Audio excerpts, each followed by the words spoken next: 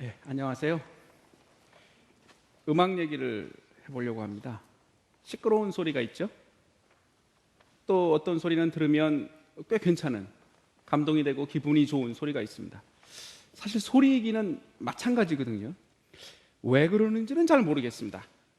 그런데 아무튼 사람이 그렇게 되어져 있는 거는 맞는 것 같습니다. 왜 그런 소리가 사람을 기쁘게 하고 즐겁게 하는지는 모르겠지만 아무튼 그런 소리에 그렇게 사람이 반응하는 것은 틀림없는 것 같습니다. 저는 음악 얘기하려는 건 아니고요, 이야기 얘기를 하려는 겁니다. 오늘 제가 얘기할 거는 그렇게 되는 이유가 뭘까, 그렇게 만들 수 있다면 어떻게 해야 될까를 조금 얘기해 보려고 합니다. 사람들이 오랜 세월을 살면서 쌓았던 생활, 습관 이런 것들이 사실 문화지요. 그리고 그 중에 좀 쓸만한 거, 아니 정확히 말하면 꽤 중심이 되는 거, 그리고 꽤 의미 있다고 하는 거, 왜 그런지는 모르지만 그것이 마음속에 들어오면 굉장히 우리들에게 감동을 주는 것, 그것을 고전이라고 부르더라고요. 고전이라는 것이 과연 좋은 것인지 나쁜 것인지 왜 그런 건지는 몰라도 아무튼 그 안에 뭔가가 있는 것 같더라고요. 그것을 어떻게 우리가 잘 찾아내면 우리들에게 어떤 감동을 줄 수 있는가라는 걸 얘기해 보려고 합니다. 그냥 고전 속에 있다는 것이 뻔한 것을 어떻게 찾아낼 것인가 라는 부분과 또 찾아낸 그 얘기를 가지고 우리는 어떻게 잘 만들어낼 것인가, 두 가지를 얘기해 보려고 합니다. 재밌는 얘기를 해드리려고 해요. 제이콥스라는 영국의 작가가 쓴 짧은 단편 소설이 있습니다. 원숭이 손이라는 제목이에요. 세 식구가 살았는데요, 아버지, 엄마, 좀 연세가 있어요. 한 50대에서 좀 후반 되는 아들이 있는데 20대 청년이에요. 셋이 단란하게 사는 집에 먼 친척이, 인도에서 근무하던, 군인으로 근무하던 친척이 왔어요. 그러면서 저녁에 같이 식사를 하다가 원숭이 손 이만큼 잘린 손 하나를 내놓고 이야기를 합니다. 인도의 주술사가 만든 건데 3가지 소원을 들어준다는 거예요. 믿을 수 없는 얘기죠. 에이, 그랬지만 아니야 정말이야. 그런데 이걸 가지고 있으면 대부분 불행해져. 버리고 싶었지만 그 소원 때문에 못 버렸어. 뭐 이런 불길한 얘기들 계속 늘어나요. 믿을 수 없는 일이었어요. 그리고 그 친척은 떠나고요, 이 식구 셋은 모여서 있다가 갑자기 호기심이 동하는 거예요. 정말일까? 그래서 소원을 빌어보기로 합니다.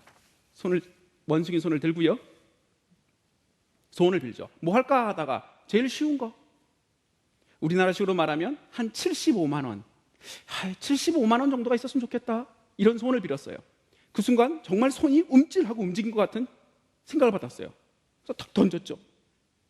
이거 살아있는 것 같아요. 그럴 리가 없잖아 하고 주변을 봤죠. 어디에도 75만 원이 생길 일은 없잖아요. 그리고 다 잊어버리고 잠을 잤습니다. 아침이 되었고요, 논에 나가고 밭에 나가고, 아들은 공장에서 일하기 때문에 출근을 했어요. 그리고 하루 다 까먹고 잊어먹고 있었어요. 저녁이 되었고요, 아들이 돌아올 시간이 됐는데 돌아오지 않는 겁니다. 이상하고 불길한 마음에 있는데 갑자기 문을 두드리는 소리가 납니다. 문을 열어봤더니 아들은 오지 않고 아들의 상사가 왔어요. 그리고 얘기합니다. 오늘 공장에서 일이 있었어요. 실수로 아들이 윤전기에 끼어서 몸이 빨려 들어가서 죽고 말았어요. 그 아들의 잘못이기 때문에 회사에서는 보상을 해주지 않지만 우리끼리 조금 십시일반 돈을 모았어요. 자, 얼마인지 아시겠죠? 돈을 냈습니다. 75만 원이었어요. 첫 번째 소원이 이루어졌나 보죠? 시간이 지났습니다. 1주가 지나고 2주가 지나고 이 어머니는 새로운 생각에 빠져 들어갑니다. 정말 그 원숭이 손이 맞는 것 같다. 그렇다면 나는 두 번째 소원을 빌 거야. 아버지는 반대합니다. 첫 번째 소원 때문에 큰 불행이 일어났고 아마 불길하다는 말이 맞는 것 같아. 그러나 어머니는 소원을 빕니다. 소원의 내용은 아시겠죠?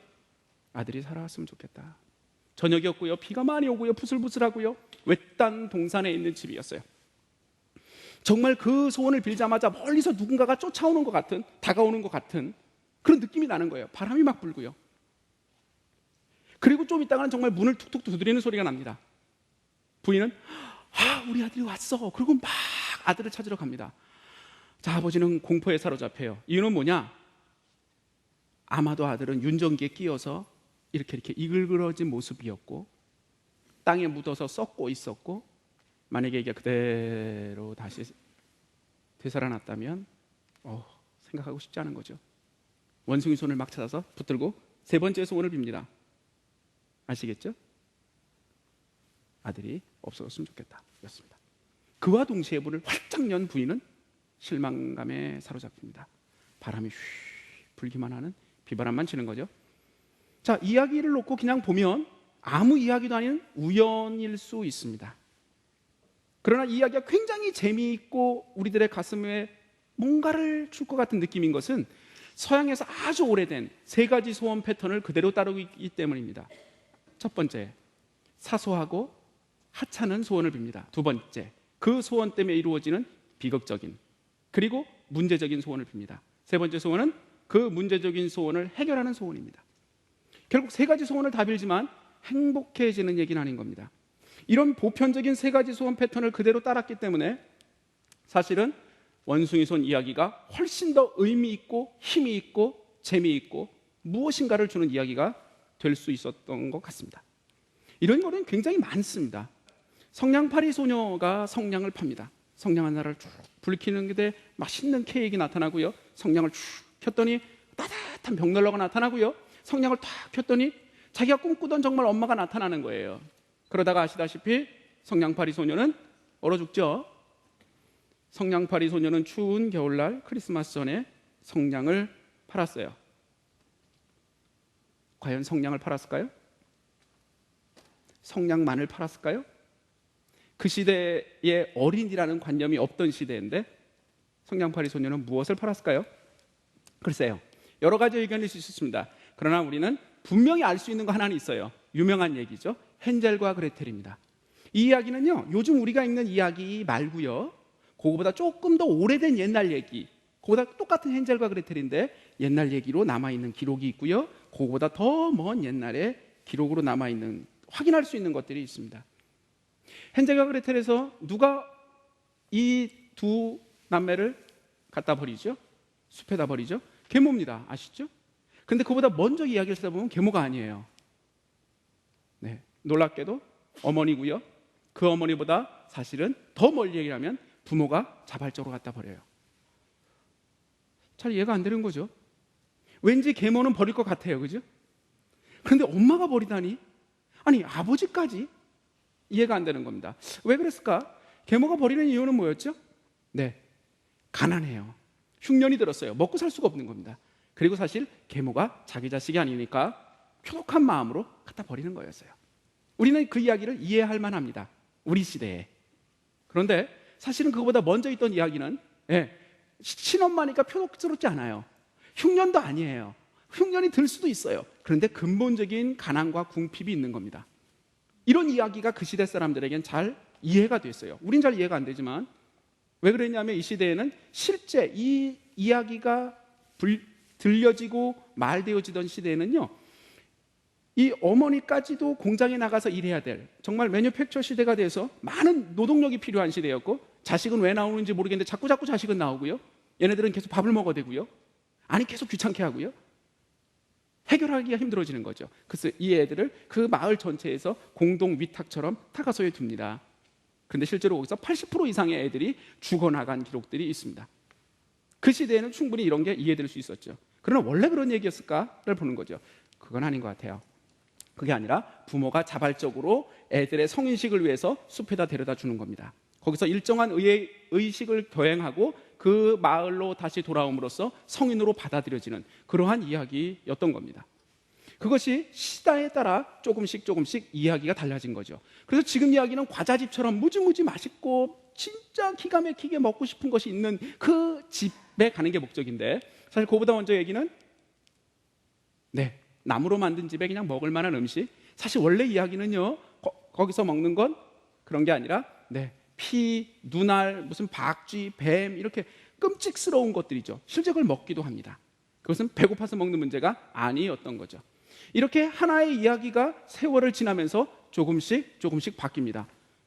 과연 그러면 지금 우리가 알고 있는 헨젤과 그레텔 얘기라는 것에서요, 핵심을 잘 찾아서 새로운 얘기를 만든다면 어떻게 될까요? 그렇게 만들었던 이야기 한 가지를 보려고 합니다. 실제로 만들어졌던 결론에서요, E.T.를 보려고 해요. E.T. 그러면 보신 분도 계시고요, 안 보신 분도 계시겠지만 기억나는 건 이겁니다. 사실 스토리도 다 저는 기억이 이제 안 나려고 그러는데요, 큰 얘기만 남아요. 그러나 이 장면은 꼭 기억이 납니다. 그 중에서도 특히 이거요.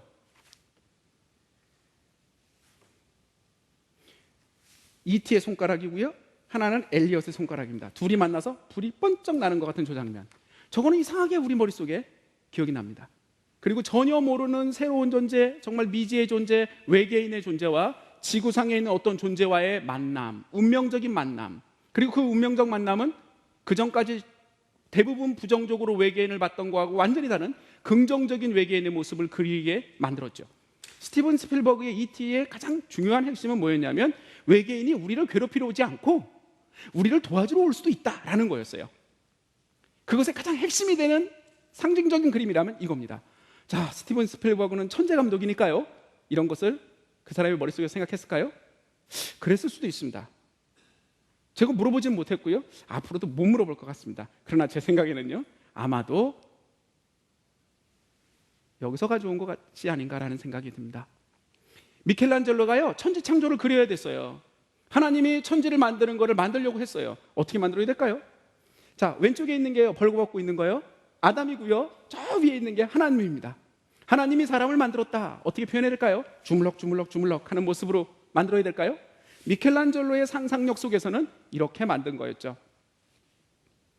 그리고 이 이야기는 그러한 고전 속에 있는 강렬한 힘을 가지고 있기 때문에 그대로 의미 있게, 그리고 두 존재, 저 위에 있는 존재와 이 아래에 있는 존재, 창조자와 피조물의 만남을 표현하는 그런 모습이었고요. 사실 그 얘기는 E.T에서 E.T와 엘리엇의 만남과 동일한 것처럼 스필버그가 가져올 수 있었던 겁니다.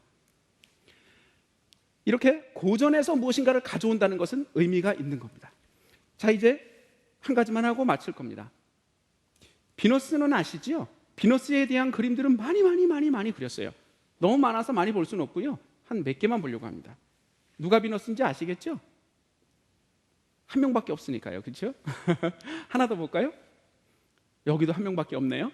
두 그림의 공통점은 뭔가요? 마음속으로만 생각해 보세요. 자, 그러나 비너스 그러면 정말 우리 머릿속에 가장 많이 보고 있는 거 이거죠? 네, 보티첼리의 비너스입니다. 누가 비너스죠? 중간에 있어요. 자, 지금 봤던 세 그림의 공통점, 비너스의 공통점은 뭐죠? 누드라는 겁니다. 그게 제일 먼저 보였고요. 사실 두 번째 보일 건 뭐냐면요, 물이에요.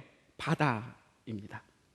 왜냐하면 비너스가 탄생한 건요, 바다에 떨어진 피에서 나온 물거품에 의해서 탄생했다라는 그런 그리스 로마 시대의 한 이야기가 있어요. 아, 그러니까 비너스는 이렇구나라는 거예요. 근데 정말 그럴까요? 하나 더 볼까요? 네, 똑같은 사람 보티첼리가 그린 다른 그림입니다. 봄이라는 제목인데요, 여기도 비너스가 있습니다. 어디 있죠? 일단 벗은 사람을 찾기가 힘들어요. 우리가 아는 비너스는 다 벗고 있었는데 여기는 벗고 있는 사람이 없네요. 벗고 있는 사람이 하나 있어요. 맨 위에 조그만 애기. 예, 큐피드죠. 예, 바로 큐피드 바로 밑에 있는, 중앙에 있는 사람이 비너스입니다. 막 옷을 휘황찬란하게 입은 사람은 아까 그림에서도 봤지만 봄의 여신이에요. 비너스가 아니라요. 간혹 착각하지만 아닙니다. 중간에 있는 사람이 비너스거든요. 저 비너스, 두 그림을 그린 사람은 동일한 사람입니다. 그런데 하나는 옷을 벗은 비너스, 하나는 옷을 입은 비너스입니다. 왜 이렇게 다를까요? 예, 두 이야기 자체가 다른 이야기이기 때문입니다. 이것은 제우스와 물의 요정과 결혼해서 비너스라는 미의 여신이 탄생했다는 이야기의 계통 속에서 있던 그러한 그림이고요. 앞에 거는 우리가 더 많이 알고 있는 바로 바다 거품에서 나왔다라는 비너스의 모습입니다. 우리는 동일한 것을 다르게 얘기하는 것, 또 다르지만 동일하게 하는 것을 한쪽만 알고 있는 경우가 꽤 많습니다. 보고 싶어 하는 것만 보게 됩니다. 그런 걸 우리는 편견이라고 하죠. 원컨 원치 않건 그럴 수 있습니다. 우리가 정말 보고 싶은 만큼 얼만큼 깊이 있게 보냐에 따라서 사실은 그 이야기가 깊이 있는 울림을 우리에게 줄 수 있습니다. 깊이 있는 시각이 깊이 있는 생각을 만들고, 깊이 있는 생각이 깊이 있는 삶을 만들어내는 것 같습니다. 너무 당연한 것은 하나도 없는 것 같습니다. 당연한 것이 아니라 그렇게 되어질 수밖에 없는 이유가 있는 것 같습니다.